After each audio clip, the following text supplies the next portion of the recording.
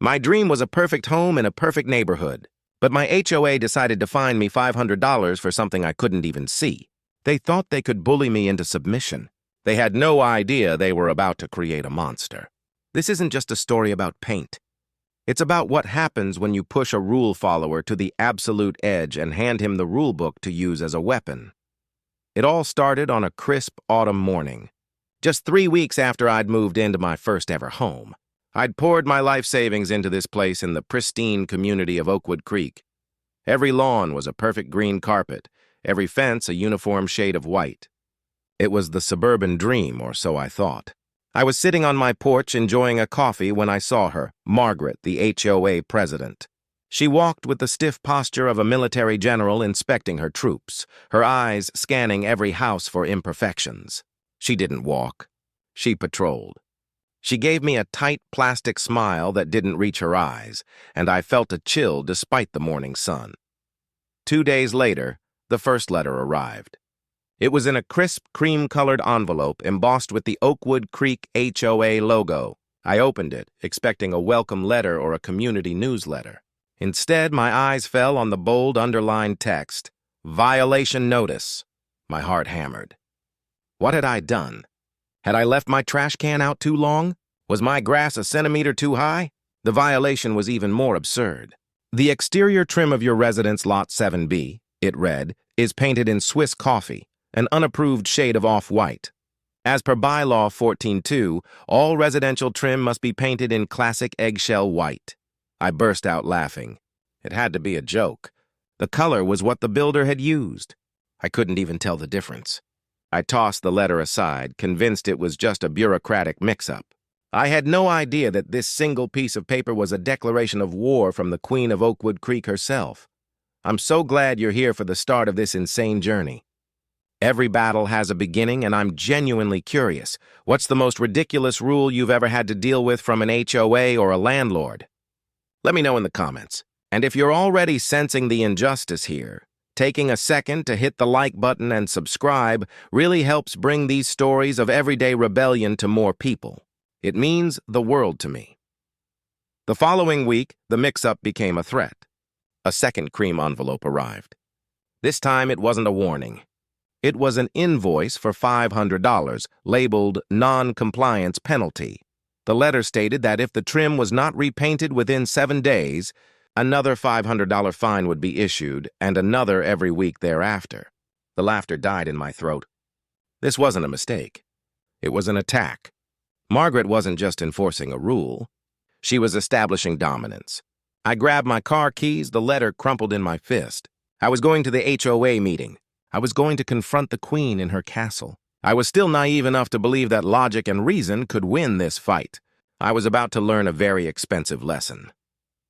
The HOA meeting was held in a sterile, soulless community center room that smelled of stale coffee and quiet desperation.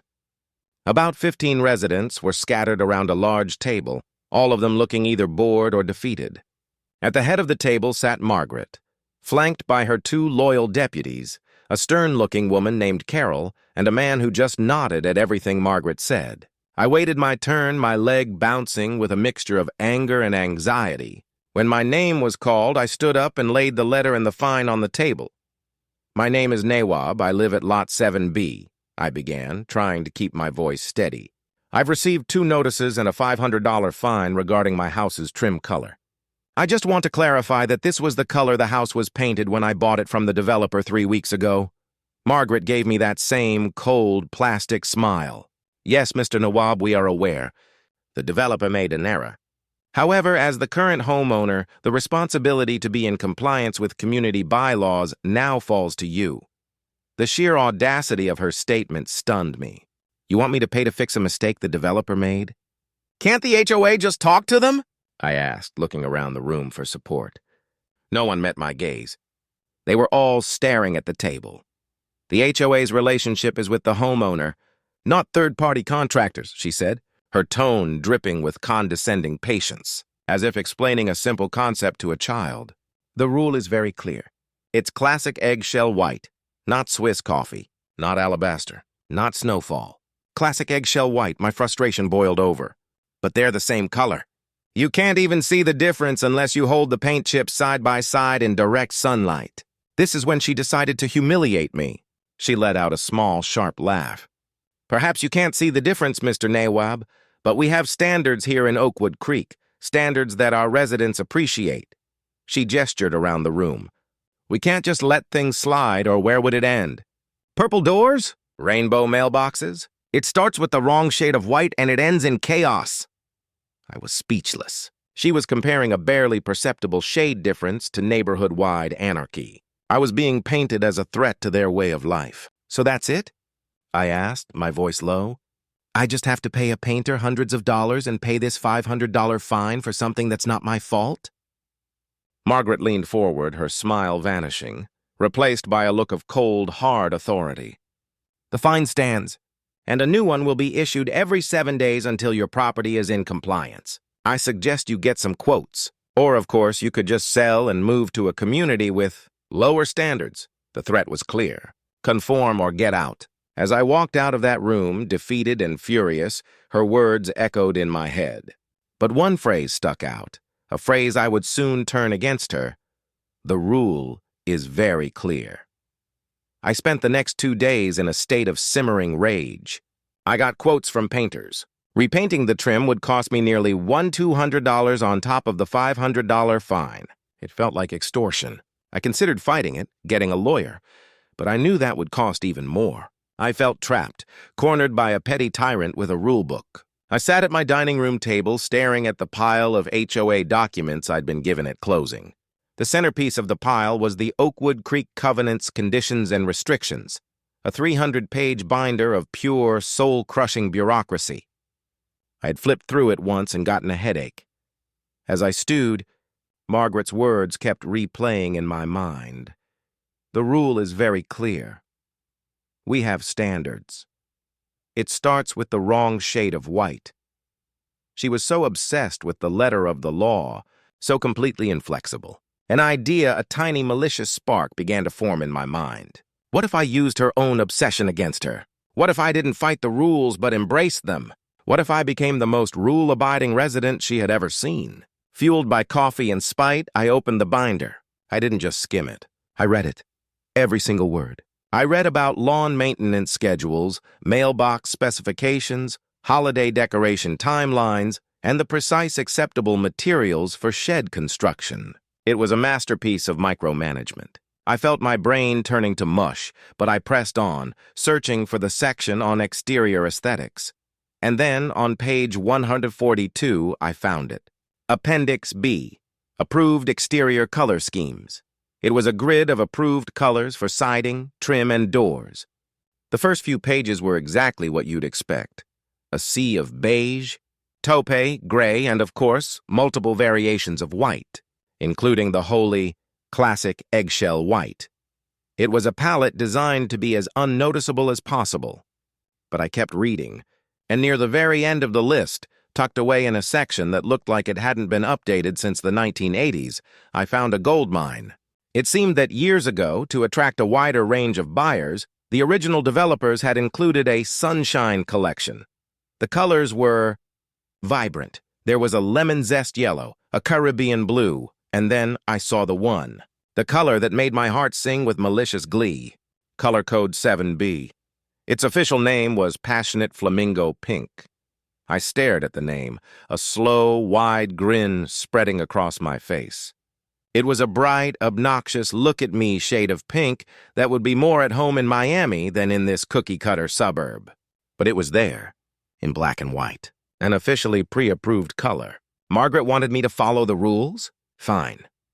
I would follow the rules so perfectly, so precisely, that she would regret ever sending me that first letter. My war was no longer about defense. It was about malicious compliance. The next morning, I felt a renewed sense of purpose. I didn't call painters to get quotes for the trim. I called them to get a quote for the entire house. I spoke to 3 different companies, and their reaction was the same. You want to paint the whole house? What color? One asked, his voice full of disbelief. Passionate flamingo pink, I'd reply calmly. Do you have it? They all confirmed they could mix the color. I hired the first crew that was available to start the following Monday. I spent the weekend in a state of giddy anticipation. like a child before Christmas. Monday morning arrived, bright and sunny. The painter's truck rolled up to my house at 8 a.m. sharp. The sound of their equipment being unloaded was like a battle cry. It didn't take long for the neighbors to notice. Curtains twitched. A few people who were gardening suddenly became very interested in the weeds near my property line. And then there she was, Margaret. She came marching out of her house across the street, a look of smug triumph on her face. She must have thought I was finally caving and repainting the trim. She stood on her lawn, arms crossed, watching the painters set up their ladders and tarps. The lead painter came to me, a gallon of paint in his hand. The lid was open. It was the most gloriously obnoxious pink I had ever seen. "You sure about this, boss?" he asked, a grin playing on his lips. I gave him a firm nod. "I've never been more sure of anything in my life," I said. The painters started with the primer, covering my boring beige house in a coat of stark white. Margaret watched, a satisfied smirk on her face. She probably thought I was just repainting the whole house in an approved white to be safe. The real show began after lunch. The first roller, dripping with passionate flamingo pink, touched the wall of my house. A bright, shocking streak of pink appeared against the white primer. I looked across the street. Margaret's smirk had vanished, replaced by a slack-jawed expression of pure, unadulterated horror. Her mouth opened and closed, but no sound came out. The entire neighborhood went silent. The only sound was the gentle whir of the paint rollers, systematically turning my home into a giant, bubblegum-colored beacon of defiance. One by one, my neighbors came out of their houses, staring in disbelief. It was beautiful. By the end of the day, the transformation was complete. My house stood there in all its pink glory, a vibrant flamingo in a flock of pigeons. It was glorious. As the painters packed up, Margaret, who had been frozen on her lawn for hours, finally snapped back to life. She stormed across the street, her face the color of a beet, a crumpled piece of paper in her hand. My original violation notice. "What have you done?" she shrieked, her voice cracking with rage. "This is an abomination. This is a flagrant violation of every standard this community holds dear." I had been waiting for this moment. I calmly walked into my house, retrieved my copy of the 300-page HOA binder, and walked back out. I didn't say a word. I just flipped to page 142, pointed to the line item for color code 7B, and held it out for her to read. "Passionate flamingo pink, Margaret," I said, my voice dripping with mock helpfulness. "It's an officially pre-approved color. I just wanted to make sure I was in full compliance with the bylaws. After all, as you said, the rule is very clear." Her eyes darted between the binder and my shockingly pink house. The color drained from her face as she realized she was utterly and completely powerless. I had followed her rules to the letter. She had no grounds to fine me, no basis to complain. I had beaten her at her own game, using her own weapon. She stammered, trying to form a sentence, but all that came out was a strangled squeak. She turned on her heel and stomped back to her perfectly beige house, defeated. The fallout was immediate. My house became the talk of the town. Some neighbors were horrified, but many others, the ones who had also been bullied by Margaret, secretly stopped by to congratulate me.